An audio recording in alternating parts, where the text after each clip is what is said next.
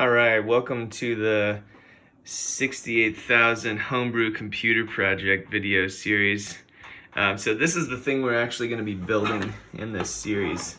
This is the board that's basically finished. It's at a state where you can actually run it with a terminal, and it's got all the basic components hooked up just to run a real simple program.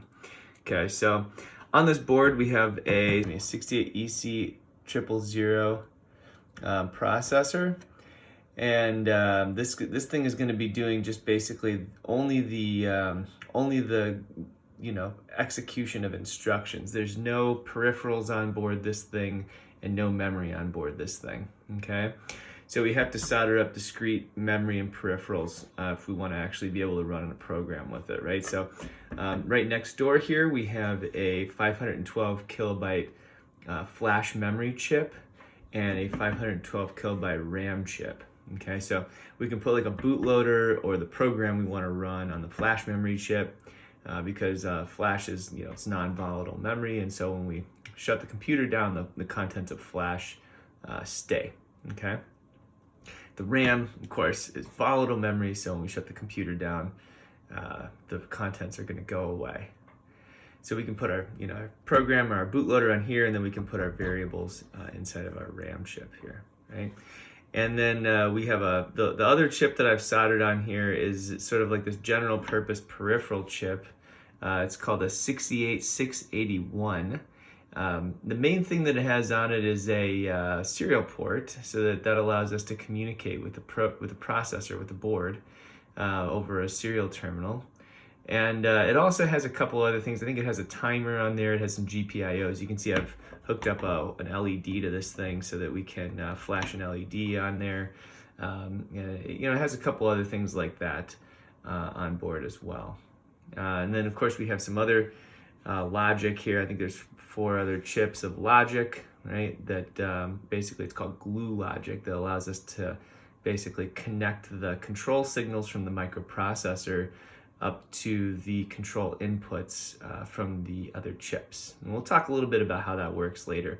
Basically, the concept is that the microprocessor control signals are not the same as the input control signals to the memory and the 68681. So we need to kind of build some combinatorial logic circuits that can sort of like take the control signals from the processor and turn those into control signal inputs that the other chips on the board can actually use. Okay. So the weird thing about this that I've kind of come to realize over the course of this project, I started working on this about maybe a month and a half ago or so. I started the planning phase of this project about a month and a half ago, I think, right?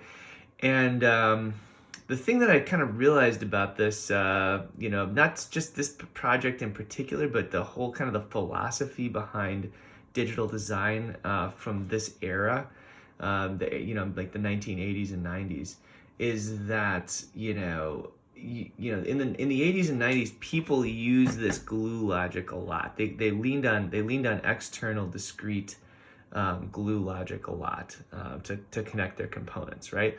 Basically, the idea was that you would have a processor that would generate some general purpose output signals, and you might have some RAM or some other peripherals that would accept some general input signals, and they wouldn't be specifically designed to work together necessarily. They would, in this case, these two chips were kind of specifically designed to work together, so there's a little bit less glue logic that you need to connect them.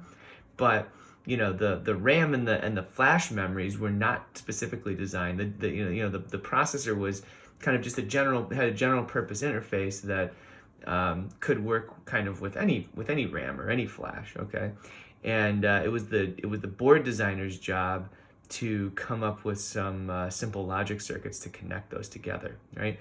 So these days, that's not really how it's done anymore. These days, if you were to buy a new processor off the shelf, like say an ARM processor, it's gonna have like some specific basically the glue logic is going to be internal. Okay, the glue logic these days, the glue logic would be internal. And what that means is that the downside of that for for boards built today is that they're less general purpose, and we have to have kind of like more. One processor is kind of specifically designed to work only with maybe one chipset, one peripheral chipset, right? So that's kind of a downside, but the upside is that there's no glue logic, right? The component count on the board is way lower these days, right? You might have one processor and one memory. If you look at a Raspberry Pi, there's maybe like, I don't know, 5 chips on that board or something like that. There's not that many chips, right? On newer CPUs, newer boards, okay? Because all this glue logic is internal inside of the processor itself.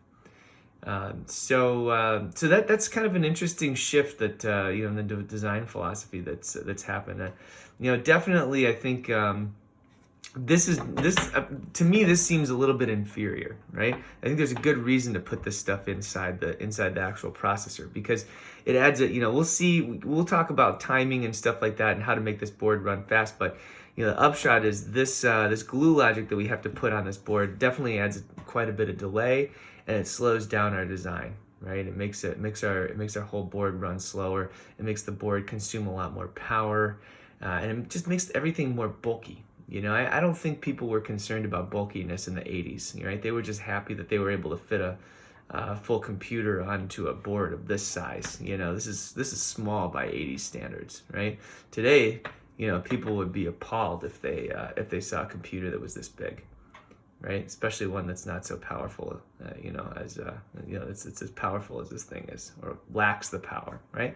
So basically, what you're looking at here, if you think about this, is you got a processor, you got 2 memory chips, and some peripherals, right? So this is what's inside of a microcontroller these days, right? If you look at a microcontroller that you can buy for $5 or whatever on DigiKey, you're going to see this is basically what's internal to that, right? You'll see some flash, you'll see some RAM, you'll see some peripherals, you'll see some clock generation, right? So I have clocks on board this thing, right? I got the main microprocessor clock, and I also have a separate clock that I'm running for my serial port. And so this is basically this whole board here is inside of a tiny little microcontroller that you can buy today, that's about the size of your probably smaller than your thumbnail. So definitely we've come a long way with integration, right? But there's a tremendous amount of value. I think the reason that you would want to build this board is basically because it really helps you understand what's going on internally inside those chips, how the memory interfaces work, how the peripheral interfaces work, all that kind of stuff. So there's a tremendous amount of value in understanding that stuff, because I think you definitely become a better programmer if you're thinking about, while you're writing your code, if you're thinking about how it's actually being executed on the hardware. Okay, so on this project, we're gonna actually wire everything up by hand, right? So this looks like a huge mess.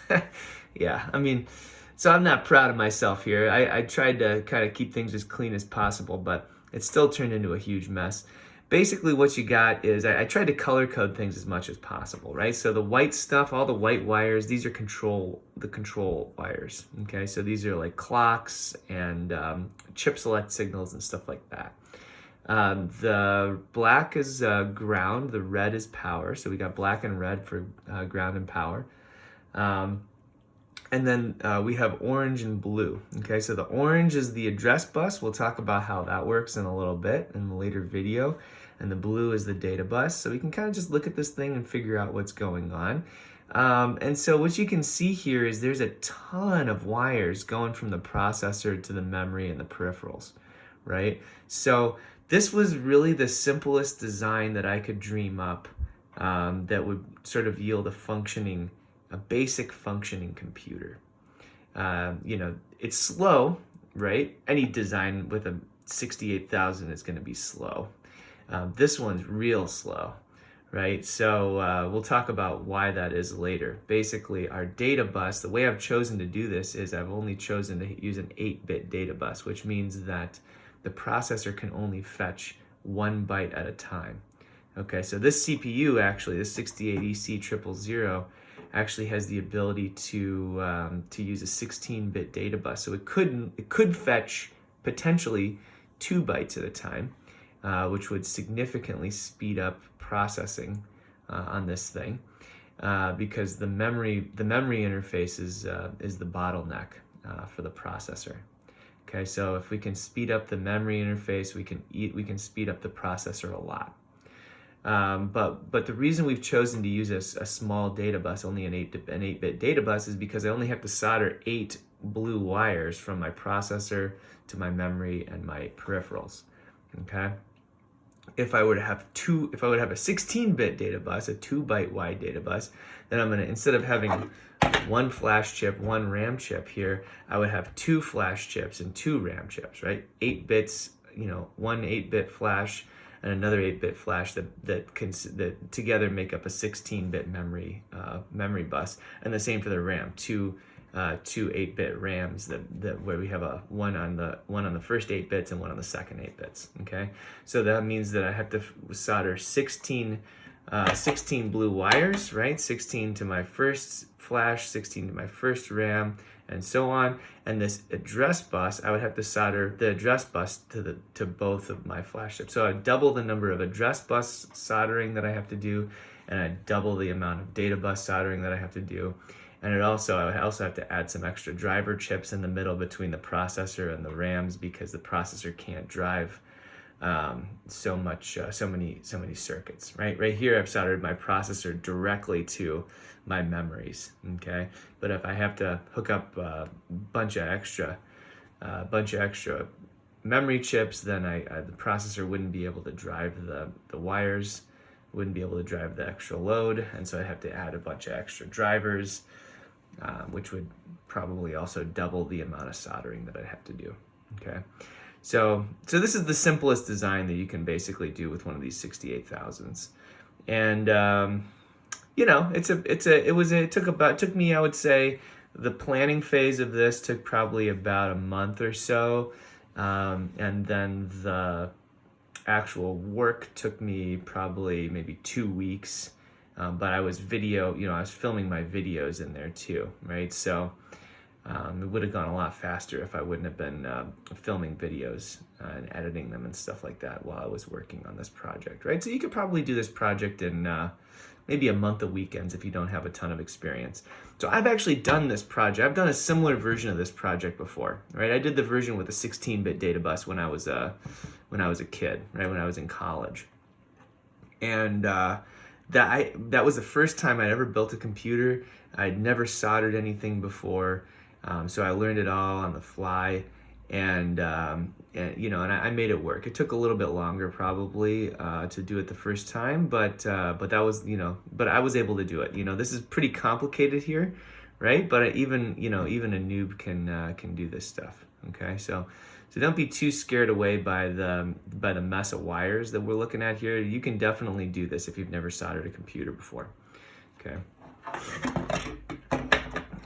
Okay, so in the later videos, we're going to discuss kind of how every element of the system works. Okay, there's going to be a theoretical component at the beginning of most of the videos that talks about how the circuit works that we're going to be building in that video, and then we're going to go through and actually solder the circuit together, and you can see kind of my technique, how I solder stuff. You can kind of understand how I thought about building some of this stuff as I was doing it, and hopefully for people out there who don't have any hardware experience, hopefully that helps you to kind of figure out if you want to replicate this design.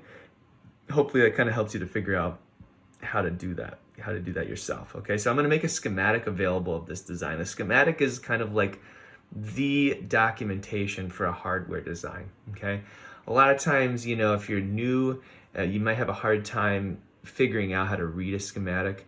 That's something you get used to as you just kind of as you do it, basically. So the schematic for this design, though, is going to be the main form of documentation that we're going to use to record how the board works, right? And so So, an engineer would basically use that. Somebody who has some experience doing this stuff would use the schematic. And they would be able to just read off the schematic and infer how the circuits are working based on looking at that. And of course, I don't expect new people to really understand how to do that, right? That's something you learn by just with practice.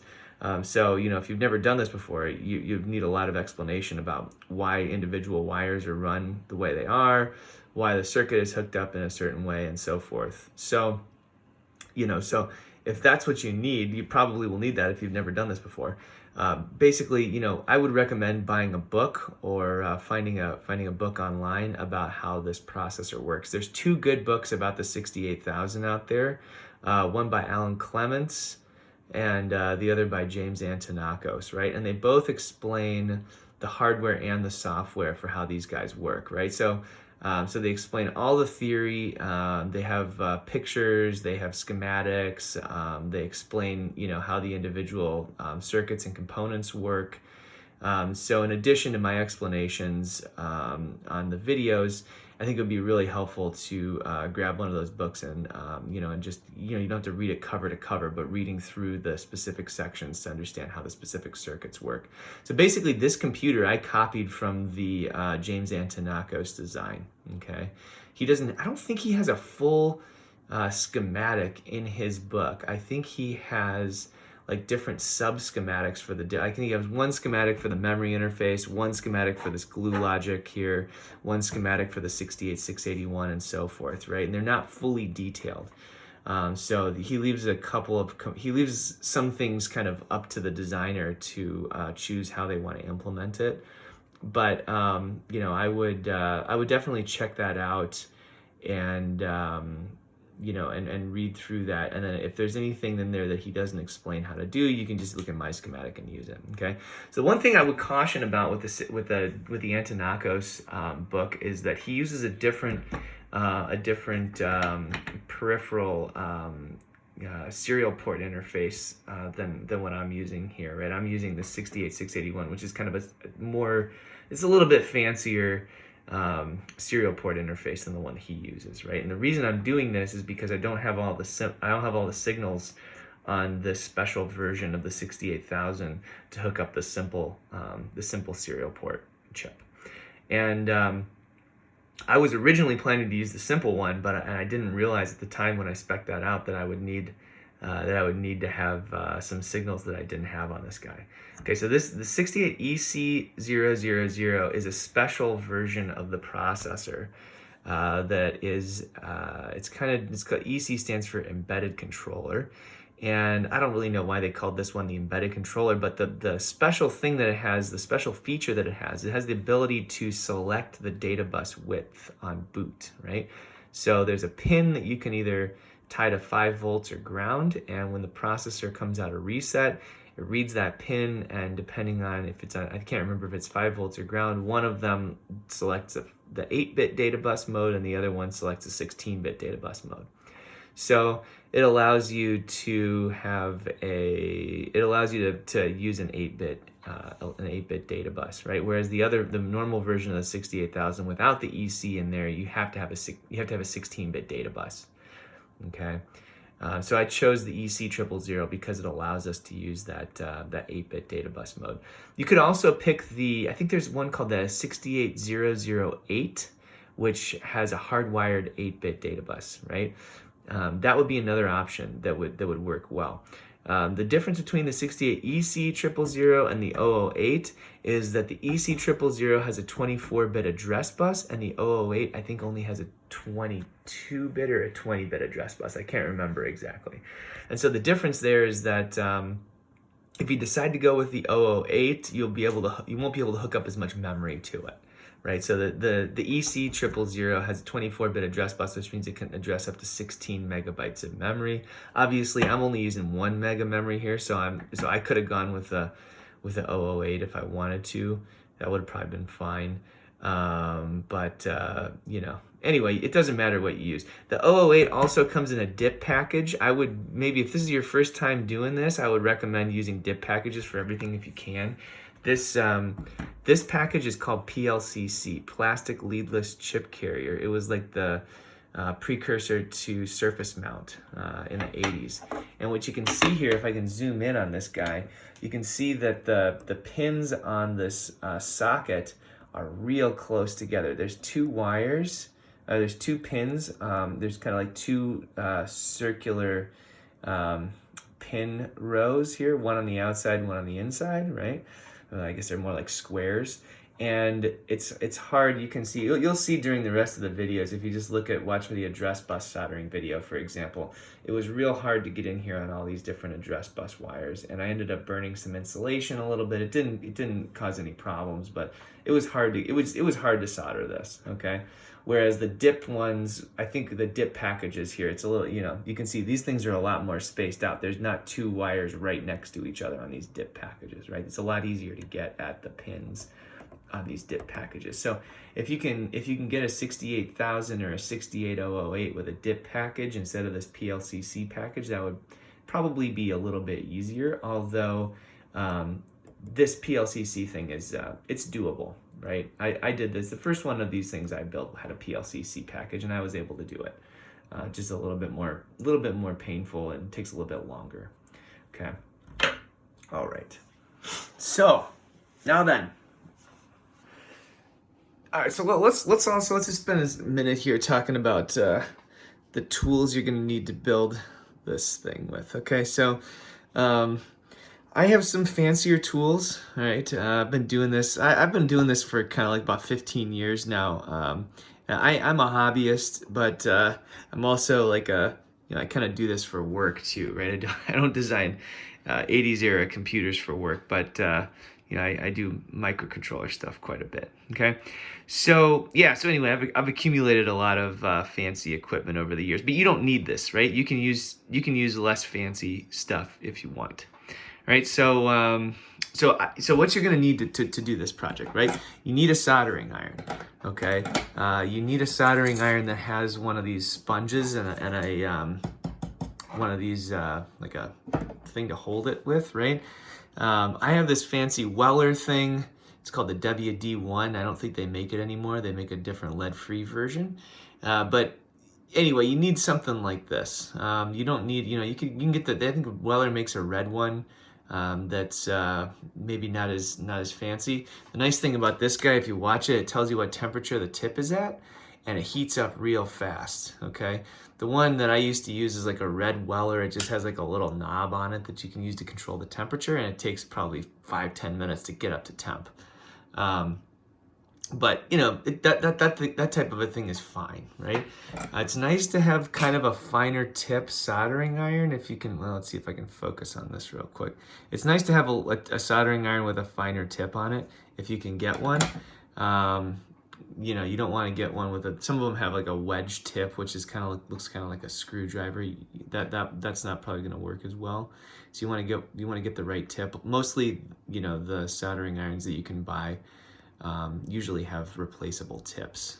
So you can buy one with a smaller tip. Okay, it doesn't need to be like a needle or anything like that, but just as long as it's smaller. Okay, then there's the oscilloscope. You will need an oscilloscope, I think. The unfortunate thing about this type of oscilloscope is they cost about $2,000. I don't know about this particular one. This might have been cheaper than that, but I borrowed this one from my work when the pandemic started. So this one, I don't know. This one might only have been like $500, but usually, if you get like a Tektronix scope like this, it's usually like $2,000. It's nice to have. It'd be nice to have 4 channels. I only have 2 channels on this guy. Whoops. I only have 2 channels on this scope. It'd be nice to have 4, because you might want to be able to see multiple different signals at the same time. If you have some kind of a bug in your circuit, you might want to be able to see 4 signals at the same time. Okay. But this one worked for me. So, I don't know, that's probably fine. You can get these things for cheaper on eBay. You can get them for like $150, $200. They're just going to be like the 80s, early 90s version that are like huge. They're like almost the size of a suitcase. They're real heavy, but they'll work, I have mine here is a 100 megahertz scope. This was more than enough. you know, this is more than fast enough, right? The scopes are spec'd out at certain frequencies. You know, you can get, so it takes at 1 gigasample per second. So I guess 100 megahertz is the maximum frequency that I can measure. So yeah, I would get something that 100 megahertz is probably fine. That's about the lowest you can get anyway. If you get a 200 or 300 megahertz scope, that's better, but I don't think it's strictly necessary. So yeah, so anyway, you're gonna need a scope. Just get one off of eBay if if you don't want to spend a ton of money on that. And then in terms of tools, let's see here. So the other thing that I've been using quite a bit for this project is a digital multimeter. This is, again, this is kind of a fancier one. This is a Fluke. Basically, let's see here. I'll just unwind the. So I have a couple of these. You can buy these for like maybe $20 at Home Depot. I'm not sure if they'll get everything you need on there. The main thing you need with a scope is a voltage measurement. This is volts DC. So you're gonna wanna have a volts DC mode, and you're also gonna wanna have an ohms mode. Okay, the ohms mode is used to measure the resistance between the two leads. Okay, so you use that if you want to check to see if you have continuity between 2 points on the board, right? It's very helpful for that, just to make sure that the 2 pins are actually connected, okay? This one also has this beep mode here, which is nice because, here, let me just turn it on to beep mode. So if you touch the two leads together, they beep, which is really nice because then you don't have to constantly look back to see what's the resistance between the two leads, right? So you don't even have to look at the back at the display. It'll just beep at you. Okay, so that's a nice mode to have, but it's not necessary. You can get as long as you have the ohms mode, you're in good shape. Okay. So this thing, I think this thing cost me like $150. That's like 10 years old. So they're a little more expensive. You can get them cheaper than that. And then so this is called a digital multimeter. So you're gonna need a digital multimeter. And then you're gonna need some other tools here. So I have these tweezers. These are like, I use these for soldering surface mount stuff, but they came in really handy. They're really fine tipped tweezers. I bought these from DigiKey. These are, let's see here, I thought it was kind of funny. These are anti-static. So, you don't need them to be anti-static though. You can just use the bathroom tweezers even if you want to. You don't have to have these fancy ones, although these were nice while I was doing my project. And then you also need to have wire cutters. This is going to be used for stripping wires. Okay, the ones you buy at Home Depot are used for like big thick wire that you use in your house. Like 20 gauge wire, or not 20 gauge, 8 gauge wire, or 12 gauge wire. Right. This one has a lot smaller gauge. I think all the numbering is kind of worn off here, so you can't really see it very well. But this one starts at 20 gauge. The biggest one it can strip is 20 gauge, which is still fairly small, and it goes up to 30 gauge, which is like tiny. Okay, so you're gonna want a special wire stripper like this, and you can buy those on DigiKey. Those are maybe like 10 or 20 bucks. And then of course wire cutters and pliers. Those are cheap. You probably already have those. So I used I have these two kinds of solder here that I use for my other projects at work. I've had these for years. Solder lasts a long time. This is, let's see here, what is this stuff? This is rosin core solder, and it is 1 pound. So I've had this stuff for probably 10 or 12 years, and I still haven't used all of it yet. It's 1 pound, and it's 1 millimeter in diameter. Okay, so this is fairly thick solder. This is what I was using the whole time I was building the board. The nice thing about this is that it has, you can't see it here, but it's like a hollow tube, and inside of the hollow tube is made out of solder, and inside that hollow tube is this stuff called flux. Okay, and flux basically makes it so that what it does is it increases the surface tension of your solder. So it makes the solder kind of stick to the thing that you're trying to solder a little bit better. And that's really nice to have, because if you don't have flux, if you don't have this rosin core stuff, the solder will just kind of clump up on the pin, and you won't get a good joint. Okay, so the flux, it's best to get some rosin core solder. and the 1 millimeter diameter is a good size, okay? This stuff is way too small, okay? This is probably like 0.5 millimeter or something like that. It's also rosin core, but because the diameter of the solder is so small, there's really just not much rosin inside there, right? So a lot of times, I use this for soldering surface mount stuff. I didn't use this the whole time I was working on this Homebrew computer. And you know, a lot of times, because there's not enough rosin in here, a lot of times I find myself having to add extra flux. You know, there's really not enough flux in this solder to make a good joint. So don't get the small stuff. Get the 1 millimeter solder. I also bought this this stuff here. This is flux. It's just like a little can of extra flux. If there's not enough flux in your solder, or if something bad happens, you know, if you've accidentally bridged two wires together with a big blob of solder, you can use this to get it off, okay? So this is really nice to have, although it's not necessarily, you know, it's not strictly necessary. I've also used like plumbing solder before for this kind of stuff, or plumbing flux, I should say, not plumbing solder, plumbing flux, which works okay. This stuff is really good though. I would definitely get this this stuff, especially for electronics. I think you can probably buy this on DigiKey. This came from Radio Shack, so you can tell it's really old. And then there's this desoldering braid. I didn't use this a ton during this project, but if you're just learning to solder, this is kind of for correcting mistakes, right? So if you accidentally solder something to your, if you make a connection that you didn't intend to make, you can use the desoldering braid to kind of like wick the solder up off of whatever you accidentally stuck it to, okay? So basically what it is it's just some, it's just some kind of real fine braided copper that's good at wicking solder up. So usually what I would do with this stuff is I'd take this, I'd dip it into my flux, and then I'd stick it onto the component and heat the braid up to get rid of the extra solder that I have, okay?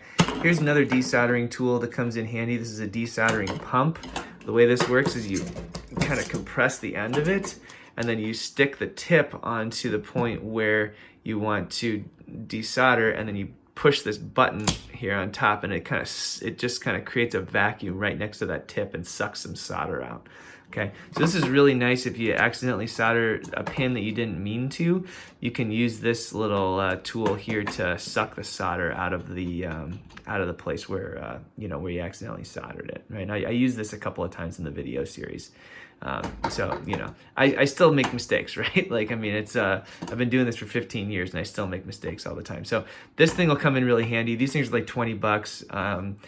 It's worth buying one of these things. If you don't have one of these things, or if you don't want one of these things, one trick that I learned to do is I don't want to do it too hard on this board here, but what you can do is flip your board, heat the pin. Like let's say I want to get rid of the solder on that little joint right there, I would heat that up and flip my board over while the joint is still hot. Make sure you keep the joint hot, and then immediately flip it over and just bang the board down, just like bang it down on the table like that.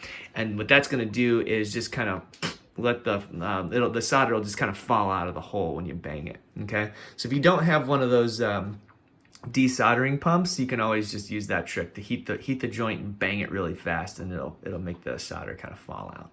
Okay. So anyway, that's how you desolder stuff.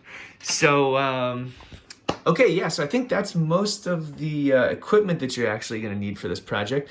The other stuff that you obviously you're going to need some components. So let me take you through what those are and where to get them. All right, so a lot of this stuff I bought off of DigiKey, and I'm going to put all my parts and stuff like that. Put a parts list online so that you can see what to buy. Okay. But basically what you're going to want to do is you're going to want to get enough sockets and enough chips to do this thing, right? So the glue logic, like I was talking about earlier, is made out of these it's called 7400 series logic. Okay, so this is a 7804 inverter, right? So I bought 3 of these. I didn't know how many I was going to need. Turns out I only needed 1. So for every chip you buy, you're gonna wanna buy a socket, okay? So let me see if I can find a socket in my, here's a socket, right? This isn't a socket for this chip, but it's, you can see what it is. So basically, you know, you're not gonna solder directly onto the leads of this chip, okay? You're gonna solder onto the leads of the socket, and then you're gonna stick the chip into the socket later. The reason we do that is because in case we make any mistakes or something like that, or if we blow up a chip, it's easy to pull the chip out with like a, you know, screwdriver or something like that and stick a new chip in, and we're back in business, right? If we were to solder directly to the leads of the chip and the chip blows up, then we have to unsolder everything, pull it out. We're probably going to destroy our board in the process. You know, it's a huge mess, right? So this makes it a lot easier to replace chips in case they blow up, okay? And hopefully you won't blow anything up. I blew a couple of chips up when I first started working on these things. You know, hopefully you won't do that, but you might. And if you do, it's okay. So, you know, so you can buy some of the, so I think the RAM and the flash, and a couple of the crystals I bought off of DigiKey. Almost everything else I got off of Jameco. So I'll put links for all that stuff on the YouTube, you know, on the YouTube comments section, so you can download that.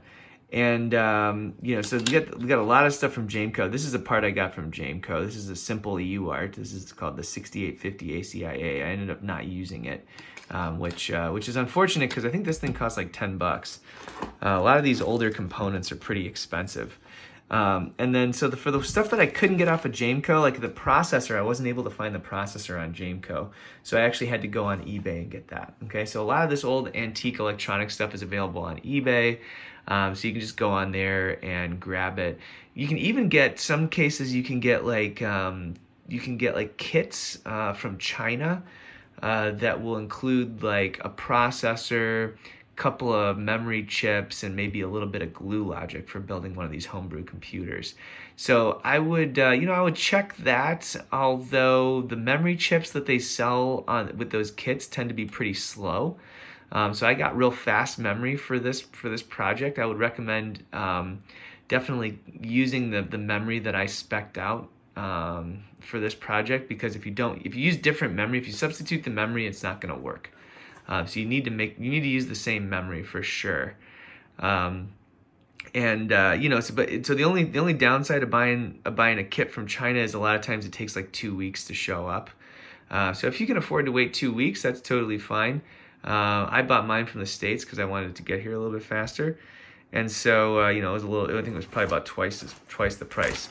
So I bought a lot of the 7400 series logic off of eBay. I bought the microprocessors off of eBay, and I also bought the 6850 or 681 serial port driver off of eBay.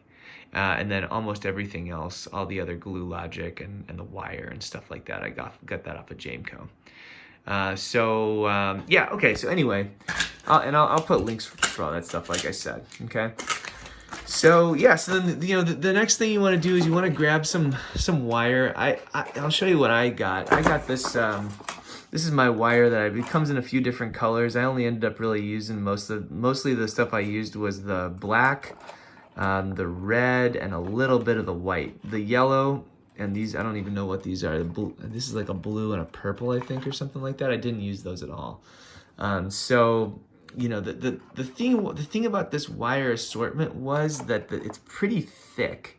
And, you know, I think this was like 24 or 26 gauge. And the problem with this wire was it's really, you know, it's hard to bend it. When it gets really short, it's hard to bend this wire. And it also doesn't like to stick into the holes in the board very well. So, you know, I kind of regretted buying this wire a little bit, and especially for the finer stuff like the data bus and the address bus.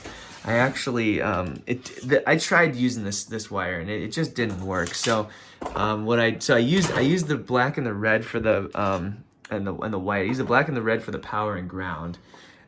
So that was fine.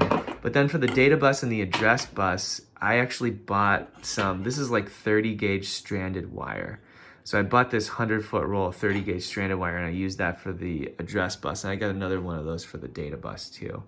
So I would recommend, this is like really small, right? 30 gauge is small, it's real small wire. And the nice thing about that is you can actually fit the pin for the chip that's sticking through the board from the bottom side of the board. You can fit the pin and a piece of this wire into the same hole at the same time. So you can stick the wire in there and it'll stay, right? And then you come over and solder it. Right, so that's the nice thing about using a real small gauge of wire, right? If you use thicker wire, you can't stick the wire into the hole at the same time as, you know, in the same hole as a pin is sticking out. And so that makes it a lot more difficult to solder together. Okay, so especially for the address bus and the data bus, this stuff needs to be pretty flexible. And that thicker wire is clearly, you can kind of see how inflexible it is here, right? It doesn't want to bend.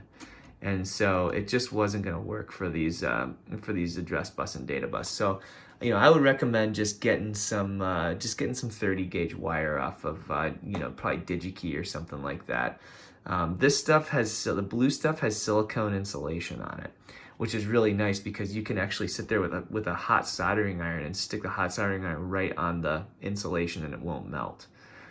Which is really convenient for some of these packages here because we get so, you know, the pins are so close together, you're gonna touch the insulation while you're soldering this stuff. There's really no way around doing that. You know, you can try and avoid it as much as possible, but once you get down to the end where it's really crowded and you got almost all the wires stuck in there, you're gonna touch some insulation. And if you have wire with cheaper insulation on it, it's gonna melt, and you know, you don't want it to melt because if you have two wires with melted insulation right next to each other, they can touch each other. Really hard to find that. If you have two wires touching each other that you don't know about, that'll be a bug that's gonna be real hard to find. So it's good to just use the more expensive wire with the better insulation on it if you can do it. Okay, so that's basically the tools. So you know, we're gonna get started with some of these videos. I think the first video is soldering the power supply on here. And I'll warn you that I used my GoPro for that first video and it didn't work out very well. So it's really kind of hard to see what I'm doing in the first video. And I ended up switching to using an iPhone camera for all the later videos because it was a lot easier to see what was going on. So for the first video, you know, you see me soldering the power, they're setting up the power supply for this thing. It's pretty hard to understand what's happening, but in the later videos, it's hopefully it's a little easier to see because I'm closer in with the iPhone camera. All right, guys, good luck, and you know, hopefully your computers work out.